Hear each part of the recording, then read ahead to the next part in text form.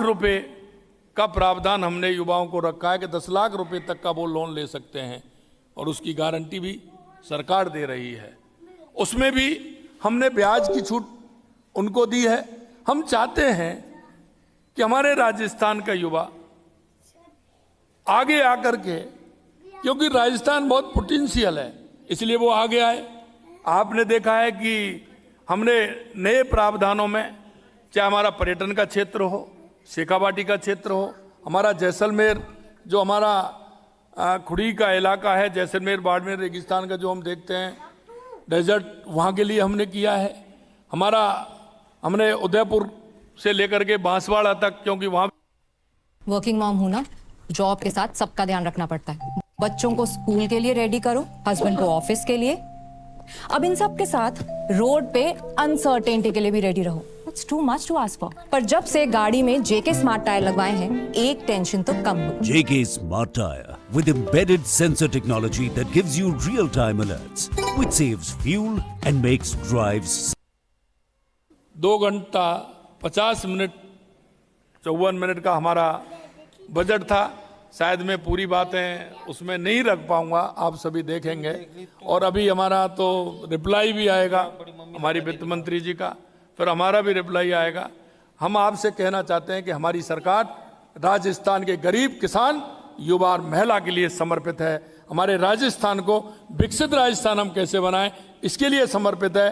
कई लोग कहते हैं, लेकिन मैं एक बात कहना चाहता हूं, हमारे छोटे छोटे प्रावधान हैं जो हमने बजट में उनका निर्धारण किया है, वो आम व्यक्ति के जीवन को आगे बढ़ाने के लिए है, और आम व्यक्ति कैसे हमारा आगे बढ़ सकता है उसके लिए है। मैं आपके माध्यम से यही कहना चाहता हूं कि राजस्थान की जनता ने जो हम पर भरोसा किया है और हमारा जिस संकल्प पत्र के साथ हमारी सरकार आई है, हम एक एक वायदे को भी पूरा करेंगे और राजस्थान की जन आकांक्षाओं को पूरा करते हुए हमारी सरकार पूरी तरह से काम करेगी।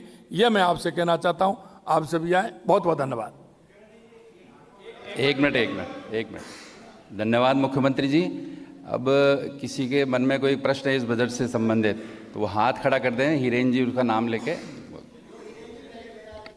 रोशन जी सवाल।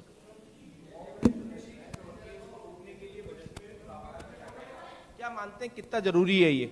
देखिए, मैं आपको कहना चाहता हूं कि इसमें हम पूरी तरह से सुदृढ़ हमारी सरकार है कि हम किसी भी तरह से नशे का जो आ रहा है इसको हर कीमत पर रोकेंगे। इसीलिए हमने उनका प्रावधान बजट में किया है, और हम इसमें आगे भी बहुत कुछ करने वाले हैं। ऐसे लोगों के खिलाफ भी करने वाले हैं जो नशे के कारोबार में जुड़े हैं, और हम उनको भी जिस तरह से हम कई संस्थाओं से मिलकर के हमारी योजना बन रही है कि हम विद्यालय, महाविद्यालय, स्कूल और जहां हमको लगता है वहां उसमें भी हम सरकार और समाज के साथ मिलकर के कई प्रोग्राम चलाने वाले हैं। इंडिया टीवी से मनीष भट्टाचार्य जी। लेकिन एनटीए के तर्ज पर जो ये स्टेट टेस्टिंग एजेंसी जो अब बनाई जा रही है, ये परीक्षाओं में पारदर्शिता के लिए कैसे काम करेगी, कितना प्रभावी सिद्ध होगा? स्टेट टेस्टिंग एजेंसी जो है एनटीए के तर्ज पर। हाँ, देखिए, इसमें क्या है कि हम इंफ्रास्ट्रक्चर धीरे धीरे हम ये बढ़ाना चाहते हैं कि विद्यार्थियों को किसी तरह की परेशानी नहीं हो। अभी मैं आपसे कहना चाह रहा हूं कि पिछली बार मैंने कई बार ऐसी छुट्टियां जो आवश्यक थी उनको किया, क्योंकि रविवार शनिवार में परीक्षा भी पूरी नहीं होती है, और वहाँ का कहीं ना कहीं स्ट्रक्चर ऐसा होता है कि उसमें परेशानी आती है। अभी तो हम उससे कर रहे हैं, लेकिन हम ऐसा एक इंफ्रास्ट्रक्चर बनाना चाहते हैं जो वहाँ बड़ी संख्या हो, और ये हम मिलकर के पहले संभाग केंद्रों पर जाएंगे और उसके बाद हम जिला केंद्रों तक उस पर जाएंगे, जिससे कि विद्यार्थी को किसी तरह की परेशानी नहीं हो। ऑनलाइन पेपर हो, जिससे पेपर लीक की घटनाएं भी नहीं हो, और उसमें पारदर्शी तरीका से हमारी परीक्षाएं हो सके, और हमारा जो टैलेंट युवा है विशेषकर उसको मौका मिल सके, इसके लिए हम ये कर रहे हैं। ऐश्वर्य प्रधान जी। कांग्रेस ने अभी प्रेस कॉन्फ्रेंस की, तो कांग्रेस ने 4 चीजें बड़ी महत्वपूर्ण ऑब्जर्व की। एक तो उन्होंने कहा कि आपका पानी 10 बार बदला गया और उप मुख्यमंत्री जी का 10 बार पानी बदला गया, पानी पीने का गिलास। फिर उन्होंने कहा कि 3 मंत्री सो रहे थे। दूसरी बात एक और उन्होंने बोली कि रामगंज मंडी में भी एक मेंटल हॉस्पिटल खोला जाना चाहिए।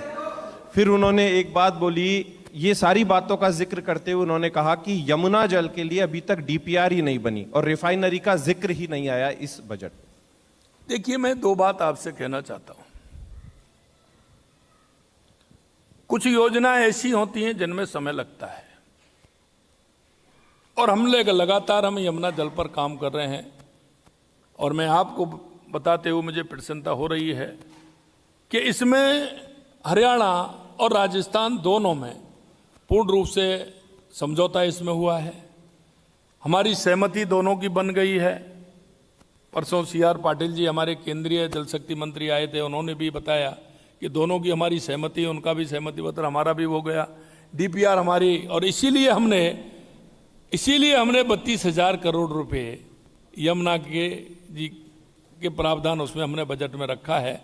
इसलिए मैं उनसे कहना चाहता हूं, जिन्होंने सबसे ज्यादा इस प्रदेश पर राज किया, उनको क्वेश्चन करने का कोई हक नहीं है कि जो वो कुछ नहीं कर पाए।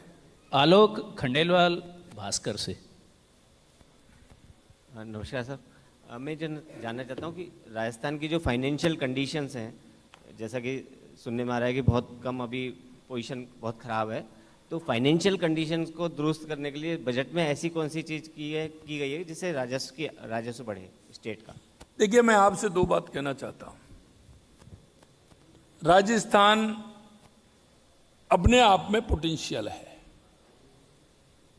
और आपने अभी देखा होगा, पिछले दिनों मैंने आपको विधानसभा के अंदर भी जब मैं राज्यपाल जी के अभिभाषण पर बोल रहा था तो उसमें मैंने रखा कि राजस्थान में ये देख लीजिए आप कि हमने 8,000 करोड़ रुपए का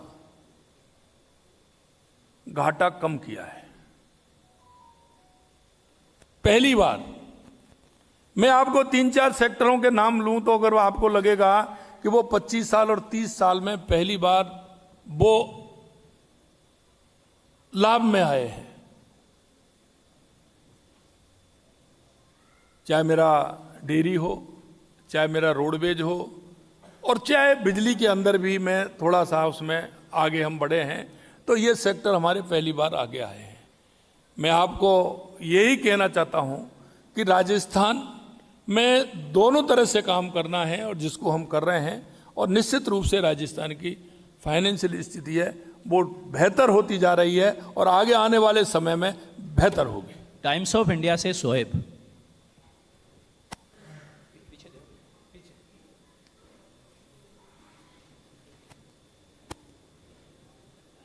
थैंक यू सर। जो आज बजट में स्कूल्स का जो